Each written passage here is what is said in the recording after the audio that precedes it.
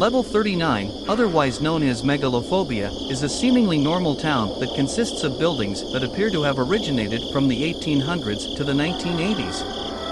Although possessing houses deriving from such a wide range, buildings in Level 39's town appear uniform and well preserved.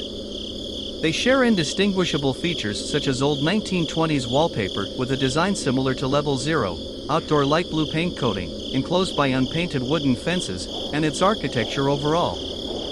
The town is entirely devoid of any asphalt roads, instead solely relying on dirt or rocky pathways. Disregarding the aforementioned wooden fences and houses, the town of Level 39 bears electrical poles and wires, trees, bushes, abandoned telephone towers, and very rarely, parks. Buildings in Level 39 are all exclusively houses. No articles of anyone stumbling upon any other buildings which appear in the town of Level 39 had ever been reported. Houses in Level 39 are randomly positioned and generated. They are predominantly peculiar in some ways, furniture placed in odd positions and are inverted, houses overrun each other, producing one single house from two inverted houses, lack of foundation to keep it stable, non-Euclidean rooms which appear bigger on the inside than the outside, rooms which are completely flooded with a random liquid, doors and entrances to the inside completely disappear once one looks behind them, and houses which are cut in half, revealing its interior. Due to these odd characteristics, the purpose objective of these houses functioning as a living place/home for communities or people alike to live in is annulled. Entering these houses could quite often be difficult due to the abnormal properties these houses possess. The standard and easiest method to successfully enter one of these houses are to knock down the walls, although it could quite be hard as supplies that were carried by a wanderer when entering Level 39 will vanish upon entering the level. However, houses in Level 39 are filled with supplies of almond water, usually appearing on shelves, occasionally in fridges, or even a room flooded with it. The town of Level 39 is superficially confined and surrounded by a superstructure, bearing no intended purpose whatsoever. It has an architecture resembling a factory from the 1900s. Nonetheless, persons who had glanced at the interior of the superstructure had proven otherwise. The windows have traces of coal and radiate a scent similar to ash. These windows reveal the interior of the superstructure, as it had been described as empty, eerily clean, futuristic, and bright, making its purpose even more unclear and harder to determine. The aforementioned superstructure has an unknown size, although it is large enough to even create its climate and clouds inside, making rain and puddles of water quite common inside the town.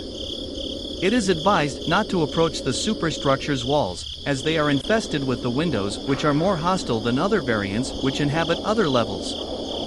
Sound in Level 39 is severely echoed. These echoes are quite often loud and strong enough to produce an earthquake with a magnitude of 5. Radio waves and other sound waves are anomalously altered in Level 39, making them completely useless in Level 39.